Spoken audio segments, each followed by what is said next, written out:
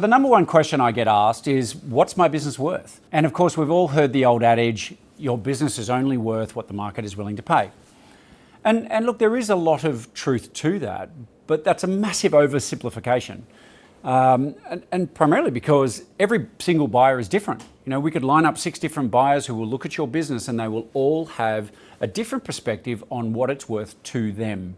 So I think as a business owner, you need to sort of step back from some of the rules of thumb and the jargon and look at this logically.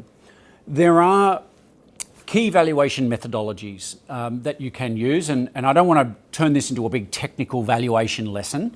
A lot of people talk about industry multiples for your particular sector, and that there's ranges and they're risk adjusted and stuff like that. Very true. That a lot of businesses sell on that methodology. Other businesses work off what they call the income approach, which is things like discounted cash flows and other financial models like that. A third is the sort of value of the assets and doing a bit of a build-up. You know, what are all my fixed assets worth, vehicles, machinery, etc., and should there be a goodwill payment over the top? The point of this is that there are lots of different ways of valuing a company. And for somebody who's, whether you're selling today or not, it's important to just understand that you can use multiple different methodologies to help you in some ways triangulate what your value might be. Because rather than you trying to guess what a particular buyer is going to pay, what you want to do is think about the kind of methodologies they are going to use so you understand their thinking. You understand the process they're going to go through. So my suggestion always is to take a broad approach to this. Recognize the different methodologies, apply them. If you're not a valuations expert, then probably get some professional advice so that you can start to zero in on the different angles, different lenses, different methods of coming up with this number. And by the way, it might not be just a number. It could be a range, and it could be a bunch of variables and dependencies around that range. So if you're looking for a quick answer on, I just need to do X plus Y and I'll get a number, I'm sorry, that's probably going to be a bit disappointing for you.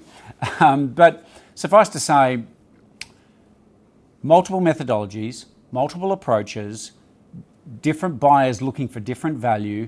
You know, you need to somewhere in all of this sift through it and come up with the right mix of those models for you. Before I kind of move off from this topic, beyond sort of what is my business worth, I think the question you really need to ask yourself is, what do I need my business to be worth? And I think as business and particularly busy business owners, it's easy to fall in the trap of, you know, a kind of back of the envelope number or, you know, thumb to the wind. Ooh, I think, you know, 5 million would be a great number because then I don't have to work anymore. And it's kind of just a very vague, loose kind of projection.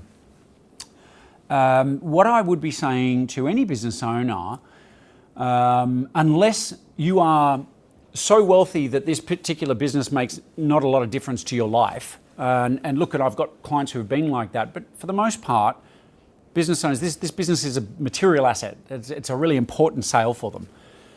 You'll need to put some more science behind this. And, you know, we talk about this in the book, and one of the resources that comes with the book is a tool we call the What's My Number calculator, which will take you through a little bit more of the science behind this process.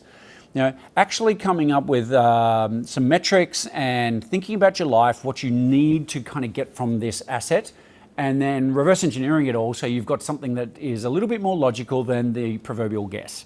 Okay, so sure, work out what's my business worth today.